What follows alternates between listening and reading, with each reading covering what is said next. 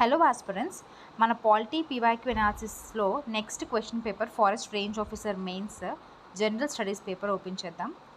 So ఎవరైతే polity సబ్జెక్ట్లో weak ఉన్నారనుకున్న వాళ్ళు ఖచ్చితంగా ఈ సిరీస్ ఫాలో అవ్వండి. అండ్ అన్ని ఏపీపీఎస్సీ ఎగ్జామ్స్కి కూడా మనకి చాలా ఇంపార్టెంట్ అనమాట ఈ పీవైక్యూస్ అనేవి. ఓకే, సో మన క్వశ్చన్ చూద్దాము.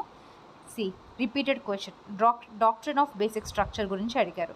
మనం ఆల్రెడీ ఫారెస్ట్ సెక్షన్ ఆఫీసర్లో చూసామా, అంటే forest range officer mains question paper ఎవరైతే అనలైజ్ చేసుకొని దాని ప్రకారం చదివిన వాళ్ళు ఖచ్చితంగా కేశవానంద్ భారతి కేసు గురించి పెట్టుంటారు. బికాస్ మనం బేసిక్ స్ట్రక్చర్ డాక్ట్రిన్ అంటే ఏంటి, it is a core feature of the constitution, cannot be amended or altered by the parliament అని చెప్పేసి ఇచ్చారు. మనం కూడా ఎక్స్ప్లెయిన్ చేసుకున్నాం.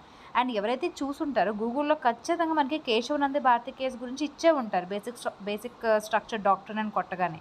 ఆ విధంగా మనకి హెల్ప్ అవుతుంది. సో నెక్స్ట్ క్వశ్చన్ చూద్దాం. ఇది కూడా రిపీటెడ్ క్వశ్చన్.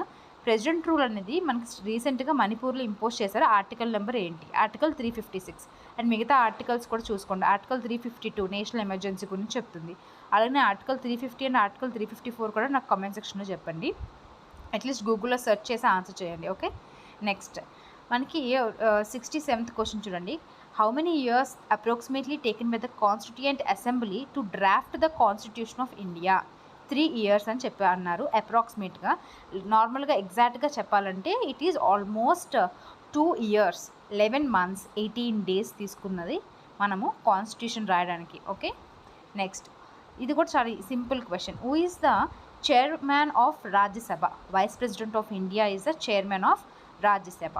ఓకే, అంటే మనకు మినిమం బేసిక్ నాలెడ్జ్ ఉన్న రాజ్యసభ, లోక్సభ అంటే ఏంటి, అసలు పార్లమెంట్లో ఎవరెవరు ఉంటారు అవన్నీ సో ఖచ్చితంగా చూసుకోవాలి. నెక్స్ట్ మనకి which of the following with the formation of the linguistic states ఏమవుతుంది? Administration becomes easier. కొంచెం ఇది కాన్సెప్చువల్ ఓరియంటెడ్.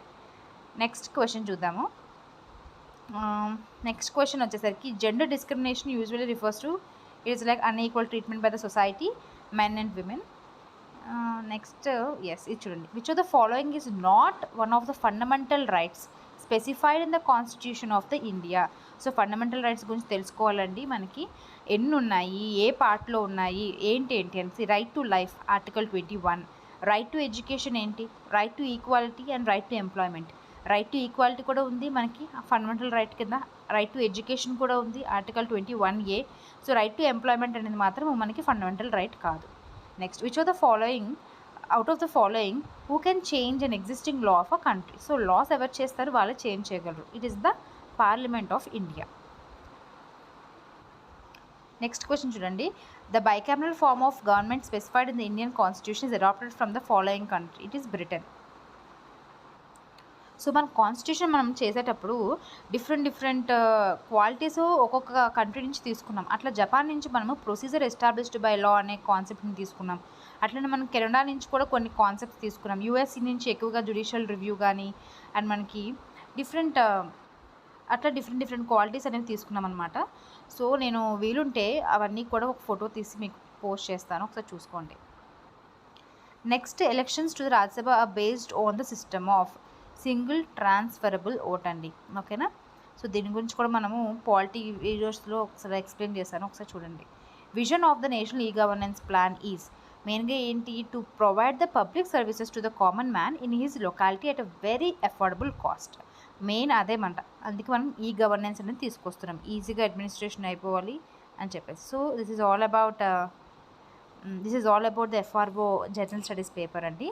సో నెక్స్ట్ మనము ఏ పేపర్ చూద్దామంటే గ్రూప్ టూ కాదు, ఫారెస్ట్ రేంజ్ ఆఫీసర్తే ప్రిలిమ్స్ పేపర్ చూద్దాము. అందులో ఏ క్వశ్చన్స్ ఉన్నాయో. ప్రిలిమ్స్ పేపర్ చాలా లెందీగా ఉందండి, ఒకసారి చూద్దాం. 55th క్వశ్చన్ చూసారా? ఎలక్షన్ కమిషన్ ఆఫ్ ఇండియా గురించి అడిగారు.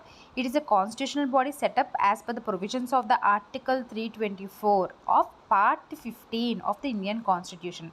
అట్లీస్ట్ ఇప్పుడైనా గుర్తుపెట్టుకోండి, అది కరెక్ట్ ఆన్సరే. ఓకేనా, next, chief election commissioner and the election commissioners of India have a tenure of 6 years, correct, or up to 65 years, whichever is earlier. ఈ రెండు కూడా మనకి కరెక్టే.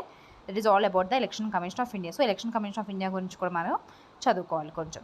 Again DPSP, directive principles of state policy, article 39 ఇచ్చేశాడు. Article 39A under the directive principles of the state policy of Indian constitution provides directions regarding the equal justice and free legal aid to the citizens of India. Exactly. Article 39A was inserted through the constitution act of 1976. ఏంటది? 42nd constitution amendment act ద్వారా ఈ article 39A అనేది insert చేసి ఈ free legal aid to the citizens of India అంటే free legal aid అనేది ఇవ్వాలి అని చెప్పేసి దీన్ని డిపిఎస్పిలో ఇన్సర్ట్ చేసామన్నమాట. సో మనం ఇప్పటికే చాలా ఆర్టికల్స్ చూసాం డిపిఎస్పివి. సో ఖచ్చితంగా డిపిఎస్పి ఉన్న ఆర్టికల్స్ అన్నీ కూడా మీ బుర్రలో ఉండాలండి. నెక్స్ట్ వచ్చేసరికి 57th క్వశ్చన్ కోఆపరేటివ్ సొసైటీస్ గురించి. Part related to cooperative societies was added wide the constitution 97th amendment act of 2011. Correct answer. The account of every cooperative society shall be audited within 6 months of the close of the financial year. ఇది కూడా కరెక్టే. Every cooperative society shall file returns within 2 months of the close of every financial year to the authority designated by the state government. ఇది wrong answer అండి.